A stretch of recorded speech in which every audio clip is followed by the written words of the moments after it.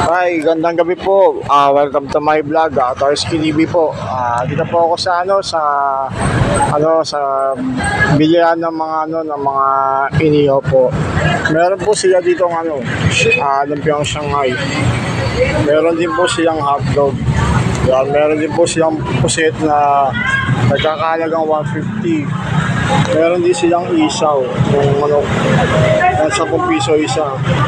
Yun yung nandun sa tabi ng puset, 220 naman yung isa yun. Dalawa sa isang stick. Yan, meron din silang tenga. Meron din silang barbecue.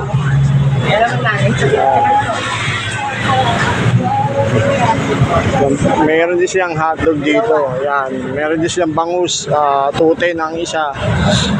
Yan.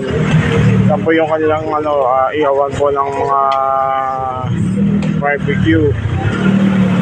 Yan, located lang po dito yan sa may Tugatog, Malabon. Tapat harap po siya ng St. Peter Chapel, Malabon.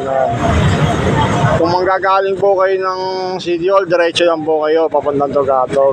Sa bandang kanan, sa ilalim lang siya ng 7-Eleven, nandito po. Ito po yung simbahan ng Tugatog. Yan.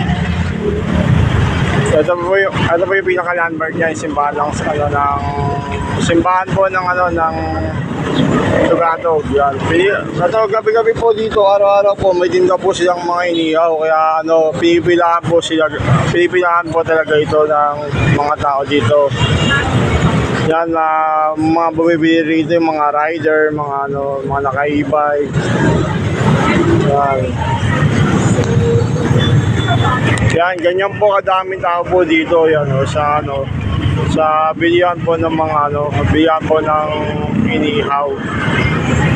Yan.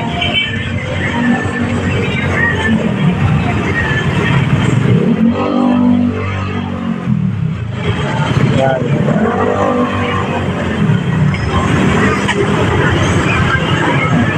Yan, lapit tayo dito. Yan. Yung pagkaluto, yung po nilalagay po sa happan na yung mga order.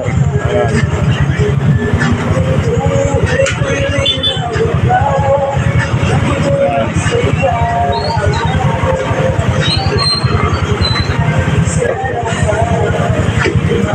Habang po ako nag-aantay po ako, gumawa po muna ako ng vlog dito.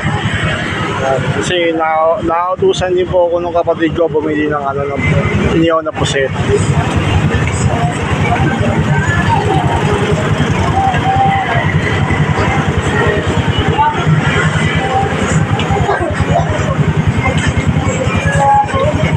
Yan, mga nag-aanay lang po yung mga nandito. Yan, mga nag-aanay lang po ng mga order dito sa inihaw po. Okay, magpapaalam na po. Tarsky TV po. Bye-bye po.